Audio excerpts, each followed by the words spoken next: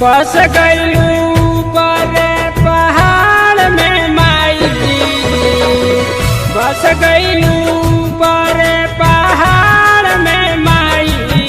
बोला कैसे आई तहारो दुआरे माई, तो बोला कैसे आई बेटावा तोहारे माई। बोला बोला शेरों वाली मैया की।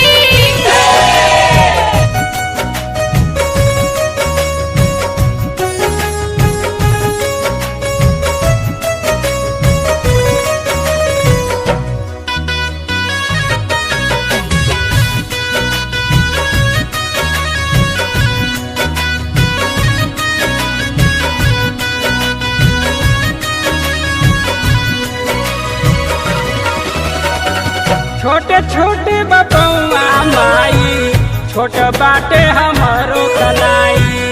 अपन बेटा के बारे में न सोचलू, तू तो बैठ गईलू आसन लगाई, तो बैठ गईलू आसन लगाई, तो बैठ गईलू आसन लगाई। छोटे छोटे बपौआ माई, छोट बाटे हमारो कलाई। अपन बेटा के बारे में न सोचलू, तू तो बैठ गईलू आसन लगाई। कैलू नहीं ताना को बिचारे माई, कैलू नहीं ताना को बिचारे माई। बोला कैसे आई तहारो दुआरे माई, बोला कैसे आई बेटा वा तोहारे माई। बोला बोला जोता वाली मैया की।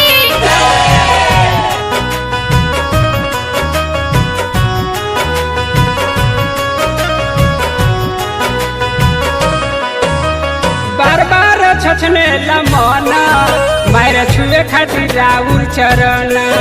बाकी रहेलू तू दूर भवन, तहार बेटा कैसे रही मगन, तहार बेटा कैसे रही मगन, तहार बेटा कैसे रही मगन। बार बार छछने लमना, मायर छुए खातिर राउर चरण। बाकी रहेलू तू दूर भवन, तहार बेटा कैसे रही मगन।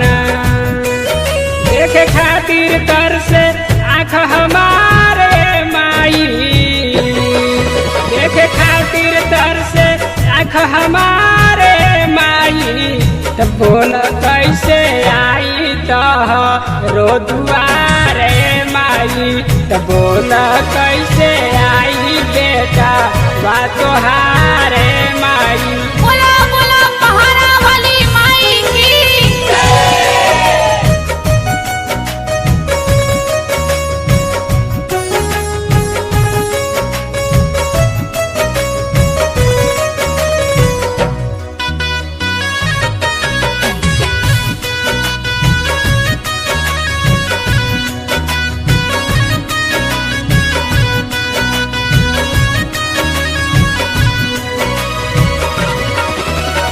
ऊपरे से नीचे तू आव, माई बेटा के गले लगाव।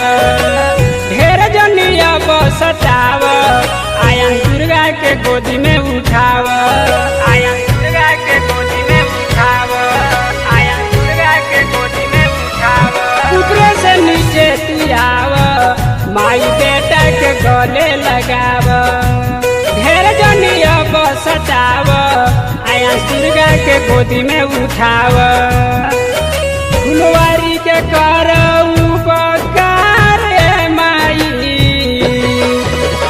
फुलवारी के कर उपकार माई। बोल कैसे आई तहारो दुआरे माई, तो बोल कैसे आई बेटा वा तोहारे माई।